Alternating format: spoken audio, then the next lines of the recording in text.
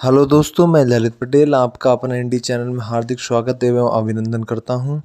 आज हम आपसे बात करेंगे मनीष दुबे की पत्नी तनु पाराशर की। वह मनीष दुबे जो ज्योति मौर्य के चलते काफ़ी चर्चाओं में रहे, जिनके प्रेम प्रसंग के चर्चे ज्योति मौर्य के साथ काफ़ी वायरल हुए। ज्योति मौर्य के पति आलोक मौर्य ने मनीष दुबे पर बहुत ही गंभीर आरोप लगाए थे।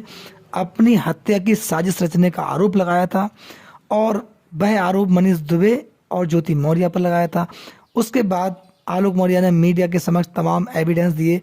इसमें महिला होमगार्ड ने भी मनीष दुबे के खिलाफ शिकायत की थी, अन्य महिला होमगार्ड्स ने भी की थी और उसके बाद मनीष दुबे की पत्नी तनु पाराशर ने भी उनके खिलाफ शिकायत की थी, जिसमें जांच हुई और जांच उपरांत मनीष दुबे दोषी पाए गए। उसके बाद उत्तर प्रदेश सरकार ने एक लंबे अरसे के बाद मनीष दुबे को सस्पेंड कर दिया। अब उन्हें लखनऊ होमगार्ड कार्यालय संबद्ध कर दिया गया है। लेकिन मनीष दुबे की यहाँ मुश्किलें बड़ी नहीं है, क्योंकि ऐसा जानकारी में आया कि मनीष दुबे के खिलाफ विभागीय जांच तो हो रही है। उसके बाद मनीष दुबे के खिलाफ एफआईआर हो सकती है और एफआईआर होने का मतलब है सीधे सीधे मनीष दुबे जेल जा सकते हैं, क्योंकि मनीष दुबे पर बहुत ही गंभीर आरोप थे। वह चाहे आलोक मौर्य हो, चाहे महिला होमगार्ड हो या फिर स्वयं मनीष दुबे की पत्नी हो, और भी कई ऐसे मामले थे जिन मनीष दुबे के प्रकरण में जिन पर जांच हुई और मनीष दुबे दोषी पाए गए और उनके खिलाफ सरकार ने कड़ा एक्शन लिया। लेकिन दोस्तों, यहाँ पर दूसरी बात आलोक मौर्य की भी बनती है। आलोक मौर्य ने अपनी पत्नी ज्योति मौर्य के खिलाफ संगीन आरोप लगाए थे। जिस प्रकार के आरोप मनीष दुबे पर थे, ठीक उसी प्रकार के आरोप ज्योति मौर्य पर थे। लेकिन ज्योति मौर्य किस प्रकार बच गई? ज्योति मौर्य के पास ऐसा कौन सा मंत्र था जो ज्योति मौर्य अपने आप को बचाने में कामयाब हुई? यहाँ पर लोगों का कहना है कि ज्योति मौर्य पर जिस प्रकार के आरोप थे, वही आरोप मनीष दुबे पर थे। हालांकि महिला होमगार्ड ने आरोप लगाए थे यौन उत्पीड़न के, वो आरोप अलग थे, लेकिन आलोक मौर्य ने अपनी पत्नी पर भी आरोप जो लगाए थे, वही आरोप मनीष दुबे पर थे। भ्रष्टाचार का सबसे बड़ा आरोप ज्योति मौर्य पर था, जिसकी डायरी 33 करोड़ के लेन देन की डायरी जो थी, वो मीडिया के सामने कुछ एविडेंस के बतौर रखी थी आलोक मौर्य ने। उस पर एक्शन होने में देरी क्यों हुई? इसके पीछे कारण क्या है? क्या कोई प्लानिंग है, या फिर ज्योति मौर्य अपने आप को किस प्रकार बचाने में कामयाब हुई? ये तमाम ऐसे प्रश्न बनते हैं और लोगों का यहाँ पर विश्वास है कि ज्योति मौर्य के प्रकरण में कहीं ना कहीं जो और भी अधिकारी कुछ ऐसे हैं जिनको बचाया गया, क्योंकि ज्योति मौर्य के खिलाफ एक्शन होता तो अन्य अधिकारी इस जांच की आंच में फंसते और उनके खिलाफ भी एक्शन होता। यानी कि ज्योति मौर्य को केवल इसलिए नहीं बचाया गया है कि ज्योति मौर्य ने कोई गलती नहीं की है या कोई भ्रष्टाचार नहीं है, ज्योति मौर्य के खिलाफ कोई एलिगेशन प्रूफ नहीं होता है, क्योंकि ज्योति मौर्य पर वही आरोप थे जो मनीष दुबे पर थे। मनीष दुबे पर आरोप थे कि उन्होंने विभाग को बिना जानकारी दिए और अपनी ड्यूटी का निर्वहन नहीं किया, यानी कि पद का निर्वहन नहीं किया, और वो गुपचुप तरीके से ज्योति मौर्य के साथ मीटिंग करते रहे, मिलते रहे। वही आरोप ज्योति मौर्य पर भी थे, लेकिन एक्शन ज्योति मौर्य के खिलाफ नहीं हुआ। ऐसे में प्रश्न उठता है कि आखिर एक पक्षीय कार्रवाई क्यों? जब दोस्त दोनों पर बराबर हैं तो ज्योति मौर्य के खिलाफ एक्शन क्यों नहीं किया? ज्योति मौर्य अपने पद से नहीं हटाई जा सकती थी?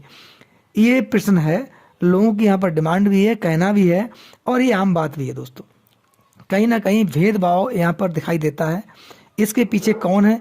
क्या ज्योति मौर्य केवल इसलिए बचाई गई कि अन्य अधिकारी इसमें फंसते, और जो भी ज्योति मौर्य के साथ भ्रष्टाचार में लिप्त पाए जाते उनके खिलाफ भी कड़ा एक्शन होता?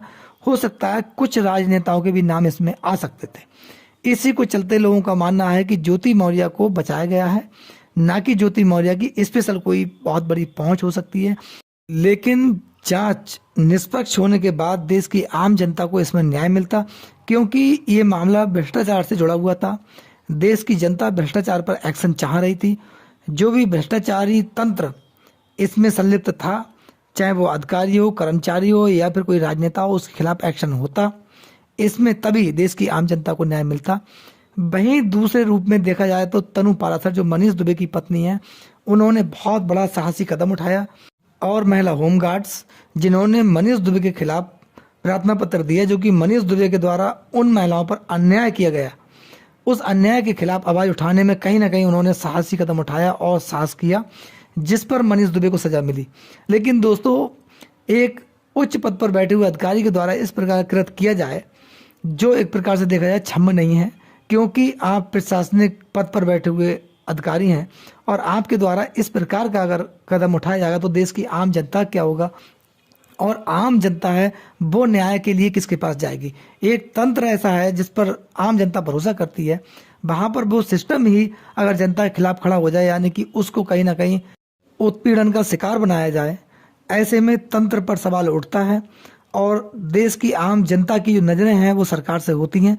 इसके चलते मनीष दुबे के खिलाफ भले ही देर से एक्शन हुआ, लेकिन हुआ और कहीं ना कहीं लोगों ने राहत की सांस ली, और जो पीड़ित महिलाएं थी उन्हें भी कहीं ना कहीं राहत की सांस मिली होगी, क्योंकि जब मनीष दुबे के खिलाफ एक्शन हुआ तो सरकार पर उन्हें कहीं ना कहीं विश्वास भी हुआ, और शासन प्रशासन पर जब विश्वास आम जनता का होता है तो उसके जो परिणाम होते हैं वो जनहित में, आम हित में होते हैं।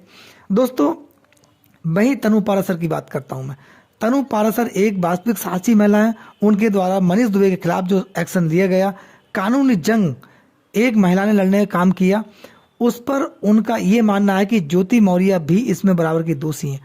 जो मनीष दुबे के द्वारा तनु पाराशर के खिलाफ जो षड्यंत्र रचा गया, जो उनके साथ ठगी हुई, जालसाजी हुई, उसमें कहीं ना कहीं ज्योति मौर्य का भी हाथ था। ऐसा आरोप तनु पाराशर का है। वो ज्योति मौर्य को भी गलत मानती है, लेकिन अब तनु पाराशर कानूनी जंग ज्योति मौर्य के खिलाफ लड़ेंगी। इसमें तनु पाराशर के द्वारा जो कानूनी जंग ज्योति मौर्य के खिलाफ लड़ी जाएगी, उसमें ज्योति मौर्य की मुश्किलें बढ़ेंगी, क्योंकि ज्योति मौर्य पर जो आरोप हैं वह आरोप आलोक मौर्य ने लगाए थे, लेकिन तनु पाराशर भी ये मानती हैं कि ज्योति मौर्य कहीं ना कहीं इस खेल में संलिप्त थी और उन्होंने मनीष दुबे को भड़काया। इन दोनों के चलते कहीं ना कहीं तनु पाराशर प्रताड़ित हुई और उनका जीवन एक प्रकार से देखा जाए बर्बाद इन लोगों ने किया। उनकी लाइफ के साथ खिलवाड़ किया, उनके साथ ठगी और जालसाजी हुई, वो इन दोनों की चलती हुई। ऐसे में ज्योति मौर्य की मुश्किलें अब बढ़ेंगी। ज्योति मौर्य के खिलाफ भी एक्शन होगा। पद से ज्योति मौर्य हटाई जा सकती हैं, भले ही उनको क्लीन चिट मिली हो, लेकिन लोगों का मानना है, कुछ वरिष्ठ अधिकारियों का मानना है कि जांच जो हुई वो उस स्तर पर नहीं हुई, व्यापक स्तर पर नहीं हुई, इससे ज्योति मौर्य पर लगे भ्रष्टाचार के आरोपों की पुष्टि हो सके, या फिर ज्योति मौर्य वास्तविक कहीं ना कहीं भ्रष्टाचार में लिप्त नहीं थी। आरोप आलोक मौर्य के द्वारा लगाए गए थे वह कहीं ना कहीं गलत थे या फिर सत्य थे।